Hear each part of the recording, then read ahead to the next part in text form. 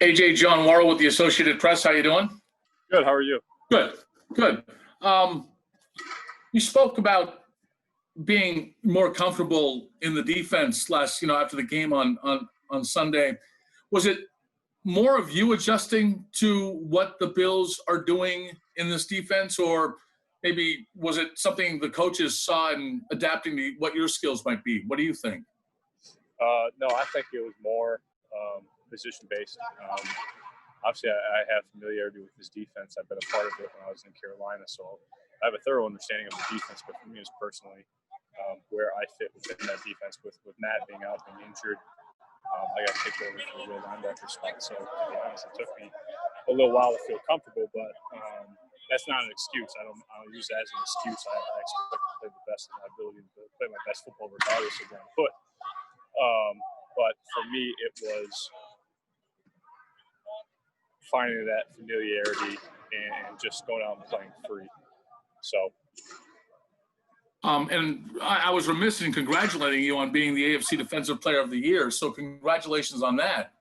What do you take from that? And whatever happens with your playing time with Matt, somewhere appearing to be coming back at some point. How much satisfaction do you draw upon the fact of how you played and filled in that spot, held down that spot, and were rewarded with this honor? Well, personal accolades are just a testament to what we've been doing as a defense, to be honest. I was lucky enough to be put in positions to be able to make plays, but that goes with the defensive scheme, with the coaches, and with everybody on the defense doing their jobs. So everything in this league, I take everything with a grain of salt. That's not the tip of the iceberg, and personal accolades are not what we play for, not what I play for. So if we can continue to build and play good football like we have been, we'll reach our ultimate goal. I perfectly understand that. And the last thing is, I'm also doing a piece on Josh Norman and how you played with him and how upbeat this guy is for even during trying times. He posts this TikTok video, when he's got COVID and hopes everybody who is more down than he is doing better. And then we see the support he's showing for Buffalo. What do you make of Josh Norman and just who he is, and aside from the player that he is on the field? I think Josh overall, he came up through the league the hard way, and he's earned everything he's gotten. Being with him in Carolina and seeing the on the field player that he is, but the type of person he is off the field. He's always involved in the community. He's always outspoken about what he believes in, and he's always going to put his best foot forward to help others. And I think that's one thing that everybody can look up to with Josh. And he always has a "what can I do for somebody else" mentality. I'm saying outside of facility, not just for his teammates as well. But it's just a testament of who he is as a person. And in that sense, because he came off a tough couple of years at the end in Washington, to see how upbeat he is, has he in any way changed personally in that sense? It doesn't seem to have affected his approach, his upbeat approach to himself and to football. No, not at all. Hey, I think Josh is still the same guy that I met 8 years ago, my first year in Carolina, and that's just his personality, his mindset has been steadfast. He hasn't changed. So that's a testament to him and who he is. Thanks so much, AJ. Congratulations. Appreciate it. Hey, AJ, John Scott. This best 3-game stretch of your entire NFL career, do you feel and sense that you're playing at a different level than you have at any other point in your career? To be honest, I know I've been playing good football, but I still know that there's more out there for me.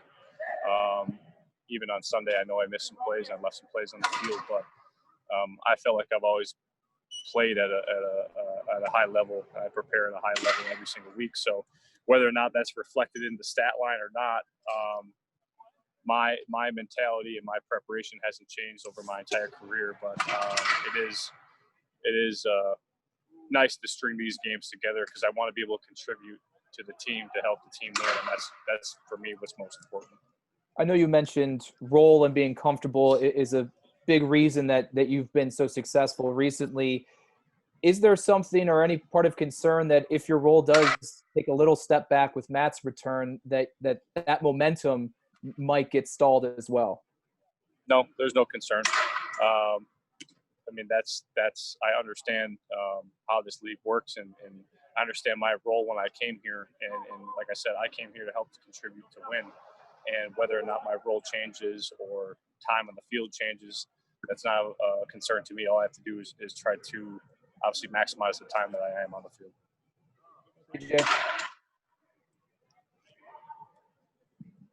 Hey, AJ, how are you? Sal Capaccio here, WGR Radio. First of all, congratulations on your honor this week.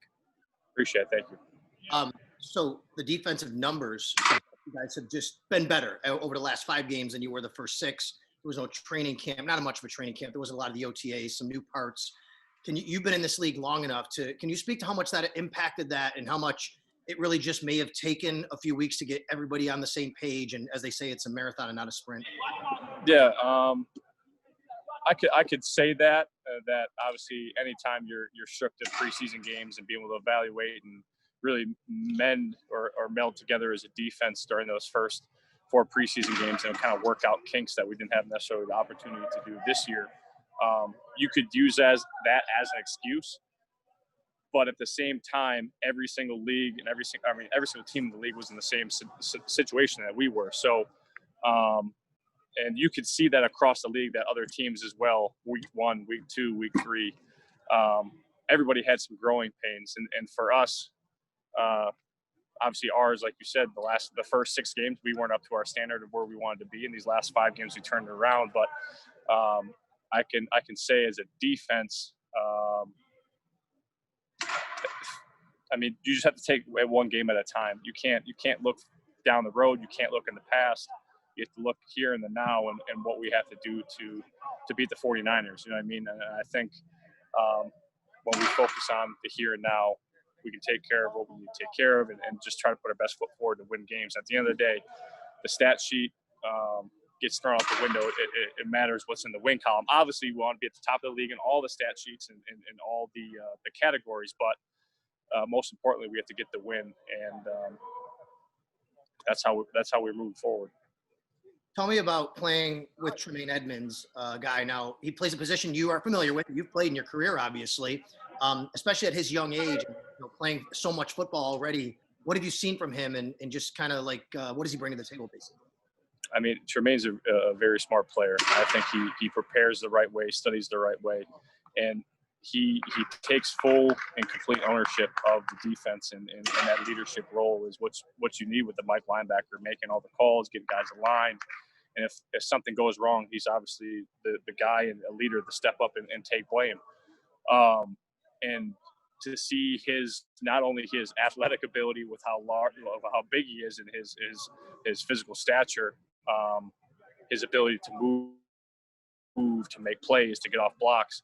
I mean, he really is something special to watch, and it's fun to be able to play with him. Thanks, AJ. Hey, AJ. Matt Perino here. Thanks for taking some time. Congratulations on the award. Just sticking with Tremaine for a moment, we've seen some just unbelievable skill from him over the course of his young career.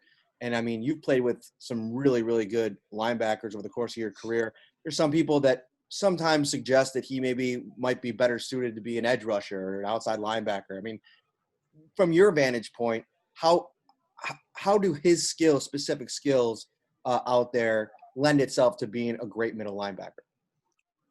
One, his size and physical presence, but his ability to move. I mean, his combination of, not many guys are, I think he's 6'5", Mm-hmm. 6 or almost close to 6'6", and definitely runs sub 4.5, almost 250 pounds. When you watch him on film, not many guys that are his size can move and cover like he does. And to be able to be that downhill physical guy that he is, I mean, his skills and his skill set of who he is, and not only his skill set physically, but his skill set mentally and how he approaches the game, how he understands the game, how he studies. He is a true Mike linebacker, and that's where he belongs. And you can see him. He's sideline to sideline making plays all across the field. So. And you mentioned you'll fill whatever role you're asked to fill. But have you, getting Matt Milano back out of practice, have you guys talked at all about what it's going to be like maybe having all three of you guys out there and what you can do as a linebacking unit with all three of you out there? To be honest, no, we haven't had any kind of conversation, and that's above my pay grade. That's above Matt's pay grade and Tremaine's. Let the coaches take care of that, and they'll be the ones to spill the beans or whatever game plan or whatever it's going to be. But that's above my pay grade. Awesome. Thanks, AJ. Hi, AJ. Thank you for taking the time. Congrats again on the award. My question is, obviously the way you guys lost in Arizona and having the bye after that, you had to hear about it for a couple weeks. The way you guys came out and won on Sunday, what does that say about this team's emotional and mental toughness? And then the follow-up to that would be, do you summon that again, kind of returning to Arizona, kind of where that game unfolded for this particular game? Thank you. Well, I think it shows that as a team, the resiliency that this team has. We lost the tough game on the road. Obviously had a long time to prepare for our last game. But it shows that we did what we needed to do in the bye week, which guys were coming in. Obviously doing our COVID testing protocols, everybody remained in Buffalo, and guys were watching extra tape, reviewing earlier games in the season, taking care of their bodies. It shows that we did the right things necessary to win during a long time off. So I think that just speaks to the maturity level of this team. And then the follow-up is, you expect to see that on display again, kind of returning to the scene of the crime, so to speak? Obviously the venue doesn't matter. I mean, we can play in Europe or London, it really doesn't matter what the stadium is. But obviously we know that we're going to be going up against a good 49ers offense from a defensive perspective. And we have to still be able to play our best ball. We have to be a team that can go on the road and win on the road. Obviously, like I said, we wish to get the Arizona game back, but it's a completely different team, and this is just a neutral venue. And one last one, AJ. Obviously, you were part of some, special Saints teams that lost in heartbreaking fashion. Any similarities to, that bounce back ability you saw down there that is applied to this team? Well, I think, like I said earlier, focus on the present and the now, and it'll take care of itself. We still have a lot of games left. We have a long way to get to that ultimate goal. So I think staying poised and resolute in what our goal is, and just take it one game at a time, and everything will work itself out. Thank you, AJ. Appreciate it. Hey, AJ, Mike Catalana in Rochester. I want to get your perspective on something. Your offense has been very good at trick plays. As a defender, what makes a trick play really difficult to defend, and why is your offense, from your perspective, so good at doing it? For me, I think when you have multiple pieces across the offense, whether it's your running back, your wide receiver, your slot, your Z, your tight ends, when you have multiple guys that are showing up on a week-to-week basis making plays, you can't cover them all. And for example, when Beasley got that throw in the flat, he's one of the best slot guys in the NFL, make guys miss. You're trying to get as many guys to him as possible to stop him and his run after catch. So obviously, it opens up opportunities for trick plays because everybody's converging, whether it's same thing with Diggs. Diggs gets the ball, everybody's converging to him to get him down as fast as possible. So I think the offense has done a great job. The coaches have been doing a great job of utilizing Beasley's arm strength on that touchdown pass. But no, it's fun to watch from a defensive perspective because we go against it in practice since training camp. So it's fun to see that kind of stuff show up on game day. And to follow that, in practice, does it just pop up when you guys are going against each other, and maybe it won't be that week or the next week? How do they do that? Because obviously the surprise is what makes it work in a real game.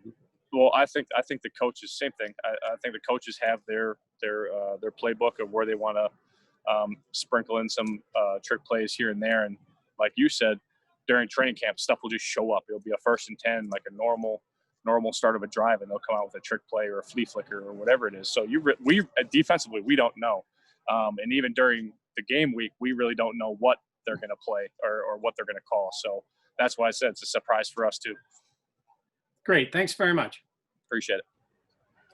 AJ, Thad Brown in Rochester also. I want to ask, with Matt coming back, I don't know if concern is the right word, but, you've taken some time to kind of figure out and feel out your role in this defense. And now with Matt back, that role is going to change somewhat. Is there a worry or how much do you have to kind of go back and start that process over a little bit to figure out how the three of you guys or you and Matt can both fit together in this defense? There's no concern. I know what my role is going to be, and whatever the coaches put me at or however things turn out on game day.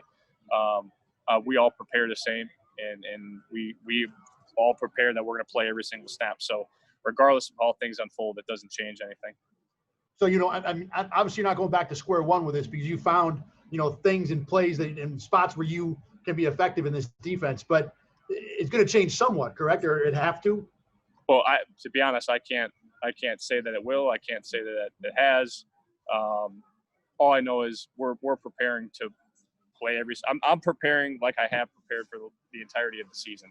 And my concern of whether Matt gets all the snaps or half the snaps or whatever it is, it's not of a concern. Like I said earlier, it's above my pay grade. I'm not paid to worry about that stuff. I'm not paid to make those decisions. I'm paid to play football. So that's what we try to focus on. Thanks, AJ. Appreciate it. Appreciate it.